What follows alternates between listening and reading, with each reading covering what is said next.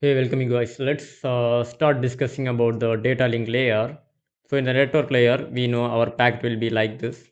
So this is the data and the TCP or UDP that will be added and the port number will be added here and the source IP and the destination IP will be added with our data. It will be joined with our data.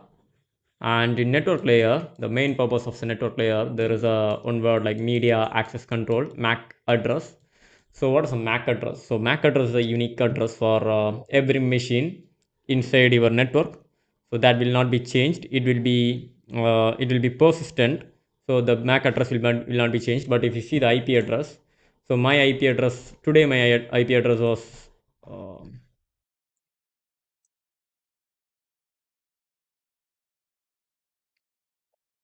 so let I will explain. Let I will show the what's my IP first.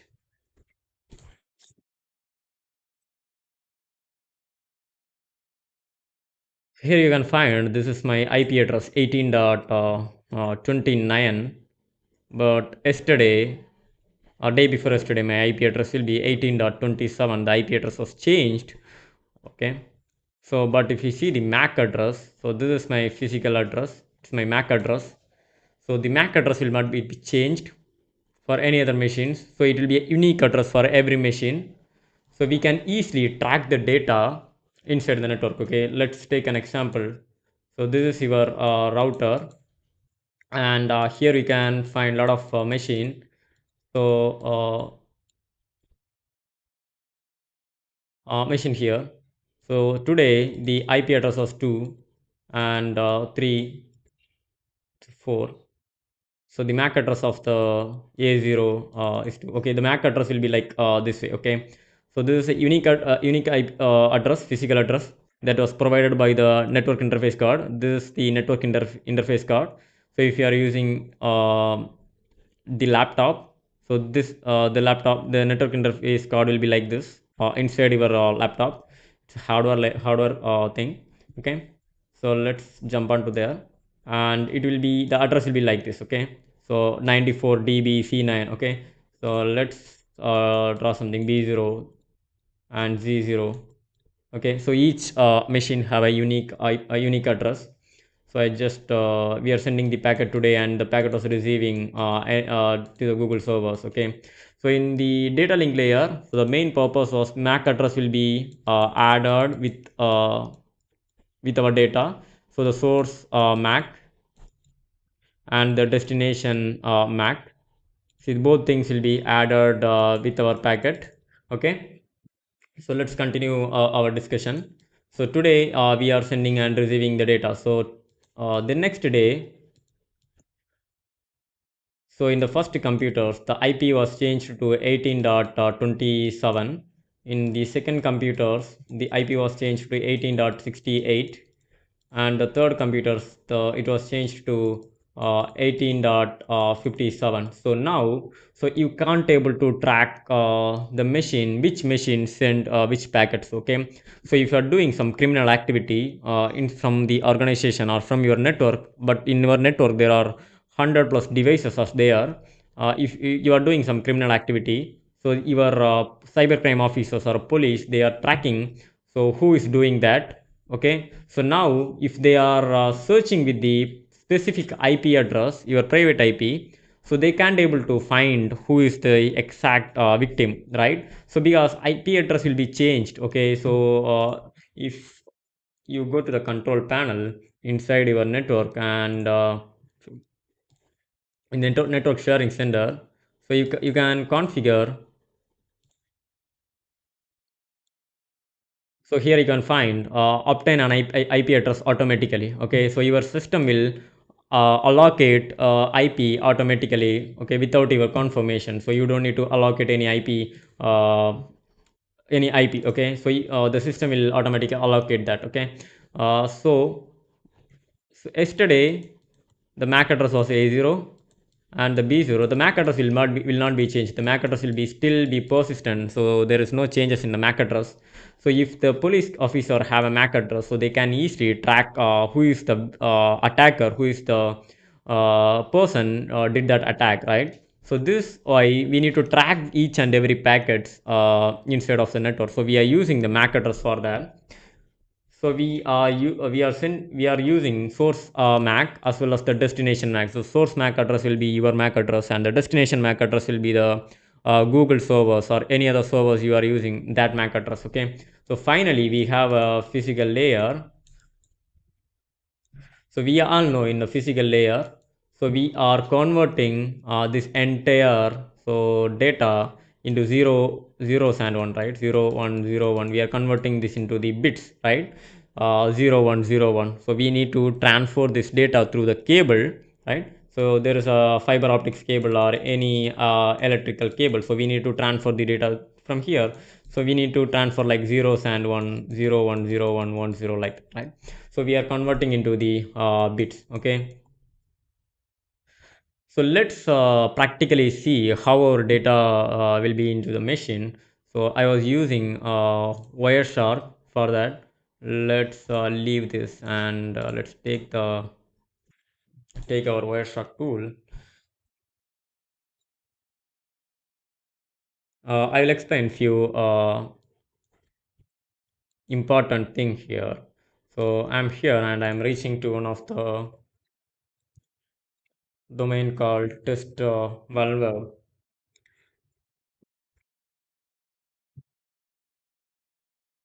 So I'm reaching to this web page and I was signing up.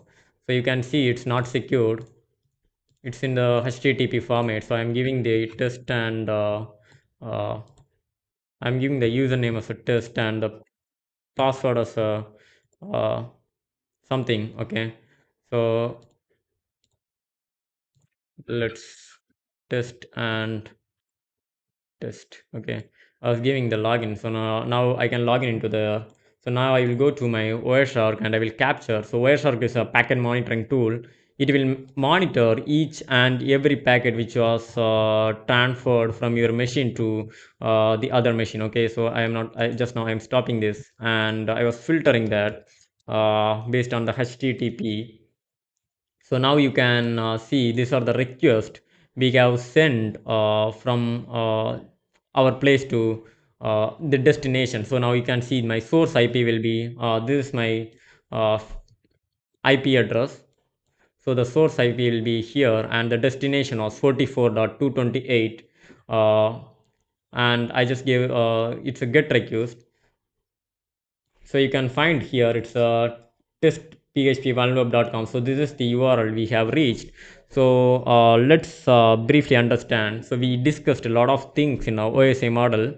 So you can see here, right? So it's a transmission control protocol. So you can see here the source port and the destination port. So the destination thing was a HTTP protocol. So as per the HTTP, the port number, the default port number will be the port 80. So we have a destination port at port 80, and the error control mechanisms and sequence number, everything will be added here, right? The next sequence number and everything will be here, and the source port, destination port, and the transmission control. So what's the protocols and everything will be here. Okay, so next we discussed about the IP network layer. So this is the internet protocol. IP address, I already said the IP address will be added. So you can see the source IP and the destination IP was here in our packet, and the next layer was a data link layer. So in the data link layer, so this is my router MAC address, and this is the this the source MAC and the destination MAC will be added here, and if you can see the bits. Okay, 4176 bits are there. Okay, so now you can clearly find so how the OSI model help to understand the data communications. We previously discussed this in the network layer. The IP address will be added in the transport layer. So this is based on the TCP. So we can find the transmission control protocol here. So the TCP will be added in the Ethernet layer. The source MAC and the destination MAC has been added and the frames zeros and ones, it's converting to zeros and ones. Okay, so let's make it a simple thing. So here you can find so which request I have given. So this is the URL I have reached out, and referral Google. From the Google I have reached out to the test1web.php, and here you can find the user agent. So user agent will be the Chrome and the Windows. So these all the things are okay. Let's come to one of the interesting thing. So we already discussed the encryption topic in the presentation layer, right? In the presentation layer in the encryption method. So the data will be encrypted into plain text to the ciphertext, right? So let's go to the some login pages. So now you can now we can find something interesting. So this is a login page. We just given the username and passwords. So let's track the data one by one.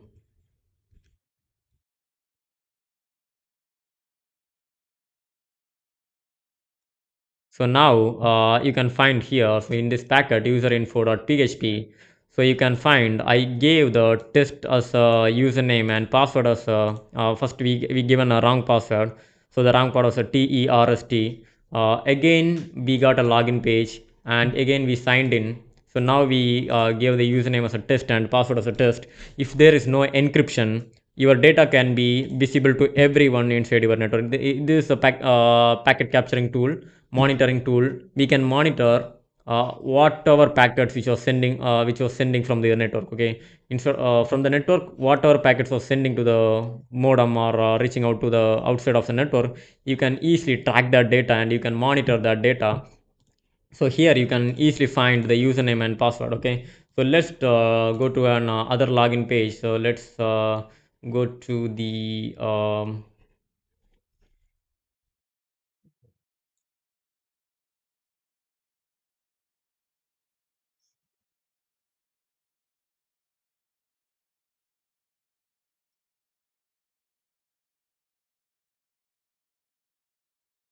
to any other sign in, and we will try to log in with our user with the username and password. So I'm giving the login register here.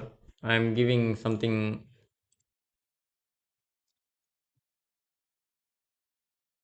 So I'm giving the public name and the password or something. I'm giving login. So now this data will be also get oh, sorry, it will not be tracked because we have turned off that, right? So let's play that one more time. Okay, so I will give continue without saving, and I'm opening the, this time I will open my incognito window, and I will sign in to my Google.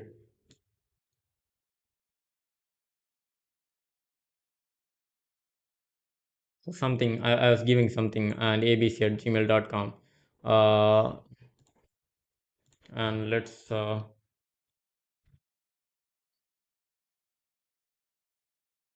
will sign in with my own account.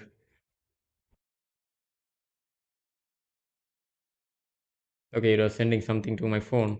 Let's ignore this, and we will go to another HTTP based page.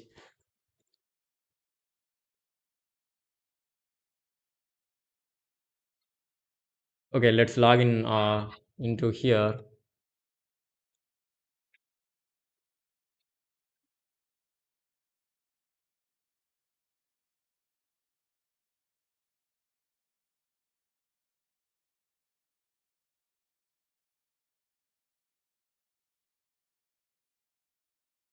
Let's it's no, it's too difficult to find some login pages. So let's I will check with my college if they have a username and password field to log in.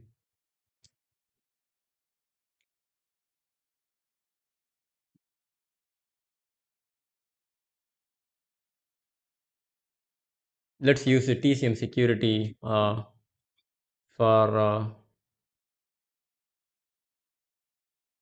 logging. Let's log in with the username and the password.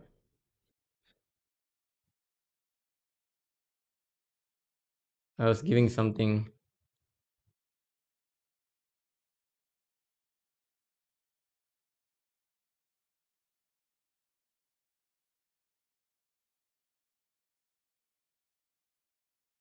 So now we'll track this data in the virus total.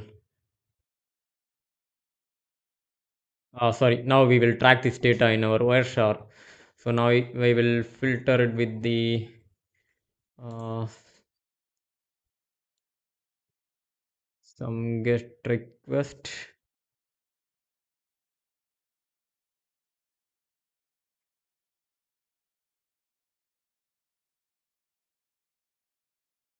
So we reach to Samsung.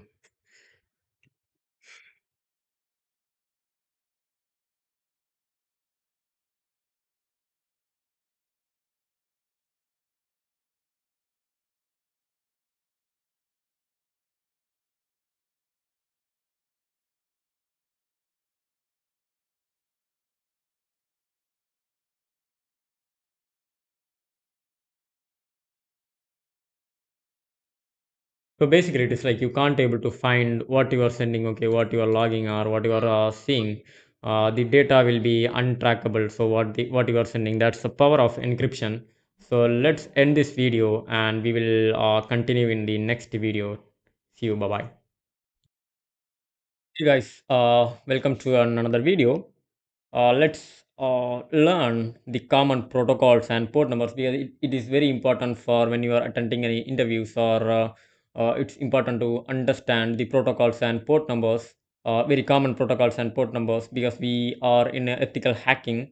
We are in the domain of cybersecurity, so we need to understand the protocols and port numbers because we are using port numbers. In 80% of the time we are using port numbers to get into the machine to hack the organization. Okay, so if you see what is a protocol, it's a set of rules that how the data can be transmitted from one place to another one source to one destination. There are some rules behind that. So the protocol is like a rule for a network communication transmitting from one place to another. We have a lot of protocols like HTTP, HTTPS, FTP, SMTP, a lot of things, and a lot of protocols are there. But we will see a few common protocols that was misused, and that can be used for an attack, and that can be used to take a reverse connection. Okay, so let's first see what is a HTTP. So HTTP stands for a Hypertext Transport Protocol. So this protocol used for websites. So if you want to do any things in a web application, so if you want to do some, if you want to contact some servers, or if you want to go to any, if you want to communicate to any servers, this is the protocol we are using.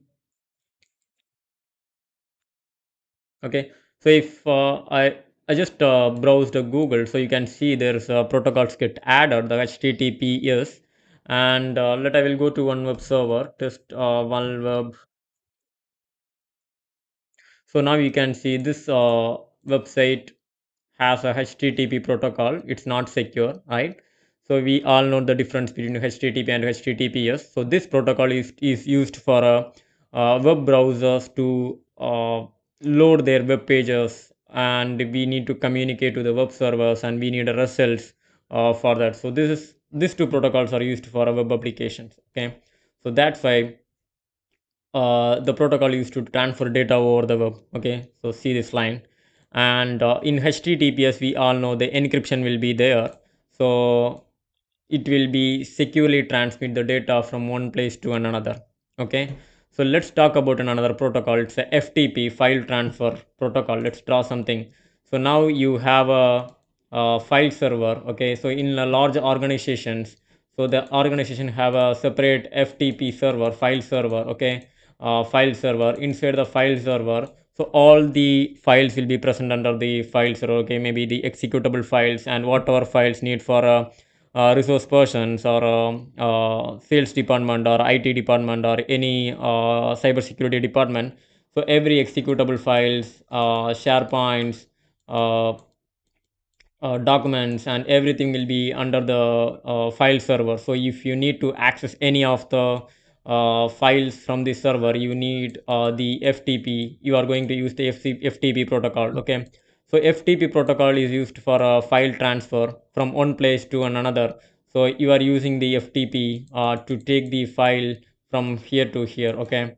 So why the organization have a file server? Okay, because let's see, the organization have an n number of system, maybe 1,000 plus machines will be there in an organization. So if the network administrator said the 1,000 system needs to, the 1,000 user needs to install the winrar.exe from the internet. So there will be some misuse will be happen, right? So some of them will be downloaded from the benign website, and some of them will be downloaded from the cracked website. So that time the trojan, the malware will be enter into the machine. So what the organization will do, organization will create a separate file server for that. So from this file server, okay, so separate file server for that. Inside the file server, every executables, every files will be present under this file server. Okay, what are the files which will be commonly used by the uh, users under the organization, that will be present under the file server. So only user can use the FTP protocol to access this files, and they can download the files into their machine. Okay, so they can download large number of data from the file servers to their machine. Okay, that's the main purpose of the file transfer protocol. Okay, it's an FTP. It will use the port 21 and the port 820 for a data transfer. Okay, so port 21 for a command and control, and port 20 for a data transfer. Okay, so let's check the SSH secure shell. So what is a secure shell? It will give a command prompt. Okay, basically it will give a remote command prompt into your system. Let me see that in a practical way. So here you can see it's my Kali machine. So you can install the Kali machine in the next lab environment. So now let's understand the ports and protocol here. So I have my Kali machine, and this Kali machine have a IP address of 192.168.18.27. So there is one application called putty.exe. So if you want to download the putty.exe, so you can go ahead, and it's open source. You can go ahead and download the putty.exe from this website.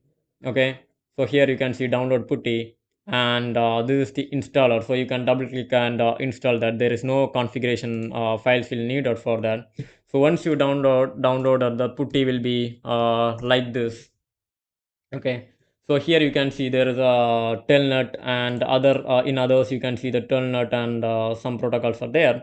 And I was using the SSH now. So I was using the I can operate my Kali machine in the terminal. Okay, even in the terminal I can go for I can give ls and check what are the directories are there. But if you see in putty, so let I will close my uh, minimize my Kali machine first, and I will use this putty to communicate with my Kali machine. Okay, I will explore the Kali machine from the putty. Okay, 27. So I was communicating with the port 22. Basically the SSH port number was 22. We are using port 22 for a secure shell. So you can see the port number, and if I give open, so this is the Kali machine IP. You all know the Linux machine IP, Kali Linux machine IP. So now it was asking for a login as I was giving the Kali, and I was giving the password as a Kali. Okay, so now you can see I can operate the Kali Linux machine from here. I can switch user to root even. So now you can see I am in the root, and I am giving ls here. So let me go to some places like downloads.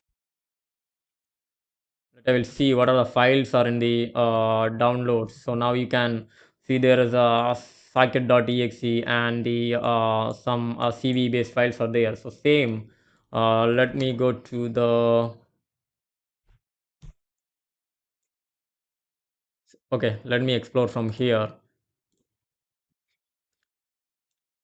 So now you can see similar files are present inside my Kali machine. So you can explore, you can control the Kali machine. You can control the machine from the putty.exe. So this is the this will give the command and control. Okay, this will open a little command prompt like that. So Windows, we can say this is a command prompt. It will also give the similar command prompt like that. You can control the calling machine from your putty.exe application. So this is the use of SSH. Okay, so in the SSH we are securing our data in a secure way. If I open a Wireshark and if I check, let me open the Wireshark, and if I'm giving port,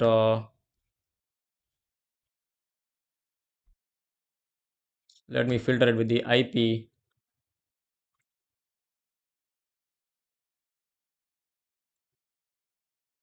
So our calling machine IP will be 27. So you can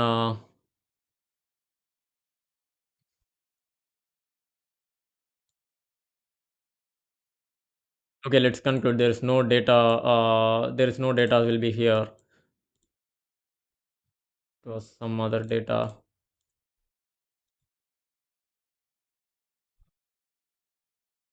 Maybe some configuration changes will be there. The communication was not logged into the Wireshark. I will communicate now using dir. Let's see, got any uh, sort of connections.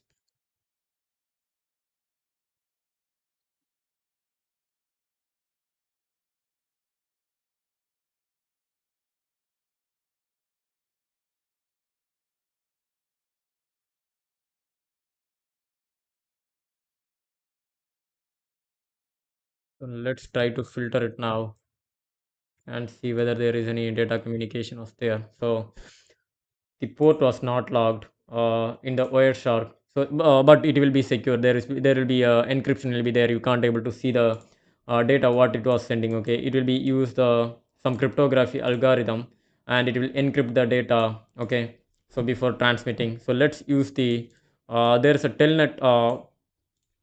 There is a protocol called a telnet. Telnet is also a similar like SSH, but telnet will not use the encryption. Okay, so SSH will use the encryption for a secure data transmission. So because you are logging with the username and password credentials, so it will be in a secured format. But if you take the telnet, it will not use the encryption. So your data can be monitored by the attackers, and they can sniff the data, and they can see what the data you are sending, and what the usernames you are logging. Okay, so it's like eavesdropping. Okay, so it was using the port number 23 in SSH. It was using the port number 22, and telnet using the port number 23. Okay, that's the difference. And there is no encryption will be there in the telnet and SSH, but it will be work in a similar way. It will be give a similar command command and control like this. Okay, let's close the putty and go to the next protocol. So let's understand about the SMTP, simple mail transfer protocol. So this protocol is used for transferring mails from one place to another. So if your system or if your mobile do not have this protocol, so you can't able to send any emails to your friends or to anyone. Okay, also your emails will not be received. So if someone is sending some emails to you, the emails will not be received in your mobile. Okay, so this protocol is completely used for mail servers to sending mail from one place to another. And the next protocol, we have a DNS, domain name system. So we have the computer only know the IP addresses. Okay, so the computer does not know. Let's explain. Go for a DNS. Okay, so DNS stands for the domain name system. In basically, the computer does not know the domain names like google.com. Okay, the computer only know the numbers. Okay, it only know the numbers. So numbers means the IP address, right? So it only know the IP address. So you can't able to remember all the IP address for all the domains. Okay, now even you can't able to remember the Google IP. I'm sure, and Google or Microsoft or any IP. There is a lot and lot of websites are there. You are researching about lot and lot of websites. so you can't able to remember all the IP addresses. So we the Microsoft introduced DNS, domain name system. This will convert your domain name into the IP address. Okay, google.com into the IP address. Okay, so now if you see the command prompt, or if I ping google.com, so this is the IP address of the Google 172.217. So basically, it the DNS protocol will convert the domain name into the IP address. Okay, that's the purpose of the DNS.exe. And finally, we have one more protocol called the DHCP, Dynamic Host Configuration Protocol. Okay, so you may all know when you are connecting your mobile phone, or when you are connecting your computer into the Wi-Fi, so it will automatically give a IP address to you, right? So it will automatically assign one IP address to you, like ifconfig, sorry, ipconfig. So this is my IP address 168.18.29. This will be given by a DHCP protocol. Okay, so dynamic host configuration protocol. So every machines and every router modem has this protocol. So this is the handshake for this protocol. DHCP, could anyone give me an IP? So you are asking the DHCP server. So basically it will be present in the router. So you are asking the router to get, could anyone give me an IP? So your router will give some set of IP to you. Okay, yes, do you want to use this IP? It will giving this 103 IP. Then you are sending, yes, I am really want to use this IP. Are you sure I can use it? Okay, finally the DHCP ACK will be sent. Okay, so this is like a DORA process: discover, offer, request, and act, acknowledge. Okay, DORA: discover, offer, request, and acknowledge. Okay, you are discovering like I need an IP, and the server, DHCP server, giving some IP to you, that's the offer. And you are sending a request, okay, this is enough, okay, this IP I will use this IP, uh, like that. Okay, so finally the DHCP will act, okay, use that IP for the data communication. So this is the entire process of entire handshake of a DHCP. So now we have completed the networking section. So this is enough for this course. For learn more things, so land cybersecurity. So the interview questions will be come under this OSI models and the protocols and the port numbers. And this knowledge is enough for jump into the other session in our course. Okay. So thank you for watching. Let's continue in the next section. So in the next section, you are going to understand the lab installations and all. Okay. So thank you. See you. Bye bye.